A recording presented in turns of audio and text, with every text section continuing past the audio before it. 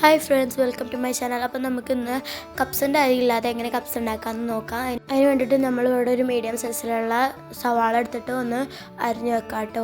എന്നിട്ട് മുളക് പൊടി, മഞ്ഞൾപ്പൊടി, ഉപ്പ് ഇട്ട് 1 മണിക്കൂർ ഫ്രിഡ്ജിൽ മാരിനേറ്റ് ചെയ്ത് വെച്ചിട്ടുള്ള ചിക്കനിലോട്ട് ഒരു തണ്ട് കരിവേപ്പില ഇട്ടിട്ട് ഒന്ന് മിക്സ് ചെയ്ത് കൊടുക്കാം കേട്ടോ. ഞാൻ ഇതിൻ്റെ മസാല ഇട്ട് മിക്സ് ചെയ്യുന്ന വീഡിയോ ഓണാക്കിയിട്ടുണ്ടെന്ന് വിചാരിച്ചിട്ട് ഞാൻ മിക്സ് ചെയ്തായിരുന്നു, പക്ഷേ വീഡിയോ ഓണാക്കിയിട്ടില്ലായിരുന്നു കേട്ടോ.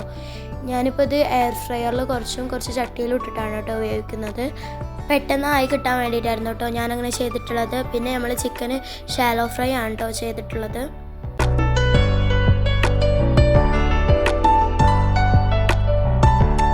ഇനി നമ്മൾ മിക്സിൻ്റെ ജാർ എടുത്തിട്ട് അതിലോട്ട് ചെറിയൊരു മീഡിയം സൈസിലുള്ളൊരു തക്കാളിയും 10 അല്ലി വെളുത്തുള്ളിയും പിന്നെ 1/2 കപ്പ് വെള്ളം ഒഴിച്ചിട്ടൊന്ന് മിക്സിയിലിട്ട് കറക്കി എടുക്കാം കേട്ടോ.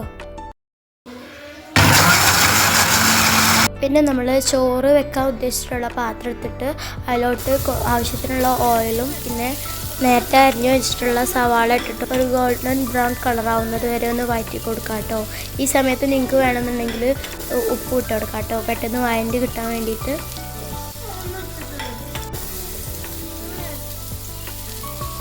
പിന്നെ നമ്മൾ നേരത്തെ അരച്ച് വെച്ചിട്ടുള്ള ആ അരപ്പ് ഒന്ന് ഇതിലോട്ട് ഇട്ട് കൊടുക്കാം കേട്ടോ.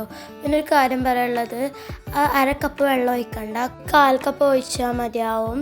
കാരണം ഇതിൻ്റെ തന്നെ ഇവിടെ വെള്ളം കൂടിയിട്ടുണ്ട്. ഇനി ഇതൊന്ന് വറ്റിച്ചെടുക്കാം കേട്ടോ. നമുക്ക് ഇത് കുറച്ച് നേരം മിക്സ് ചെയ്യുമ്പോൾ തന്നെ ഒന്ന് വറ്റി കിട്ടും. ഫ്ലെയിം കുറച്ച് കൂട്ടിയിട്ട് കൊടുത്താൽ മതി.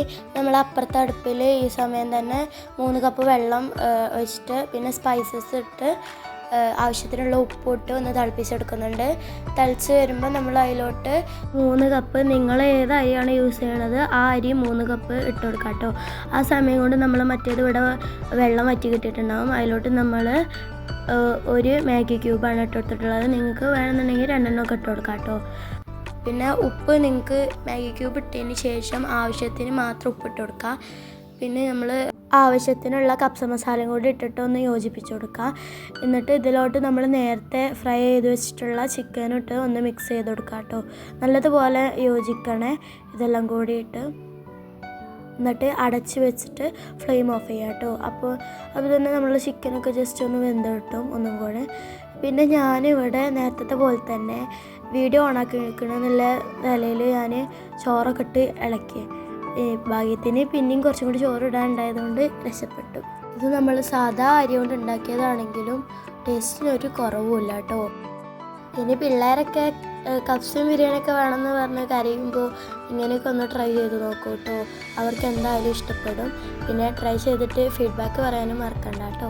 പിന്നെ എൻ്റെ വീഡിയോസൊക്കെ ഇഷ്ടപ്പെടുകയാണെങ്കിൽ ലൈക്കും ഷെയറും കമൻറ്റും ഒക്കെ ചെയ്യണേ. എന്നെ സപ്പോർട്ട് ചെയ്യുന്നവർക്കെല്ലാം ഒരു ബിഗ് താങ്ക്സ്. പിന്നെ അത് മയോണൈസും കൂട്ടി കഴിക്കാം കേട്ടോ. മയോണൈസിൻ്റെ റെസിപ്പി വേണമെങ്കിൽ കമൻറ്റ് ചെയ്താൽ മതി. ഞാനൊരു ലോങ് വീഡിയോ ആയിട്ട് തന്നെ അപ്ലോഡ് ചെയ്യാം. അപ്പം ഇന്നത്തേക്ക് ഇത്രയുള്ളൂ. നാളെ കാണുന്നവരെ ബൈ ഫ്രണ്ട്സ്.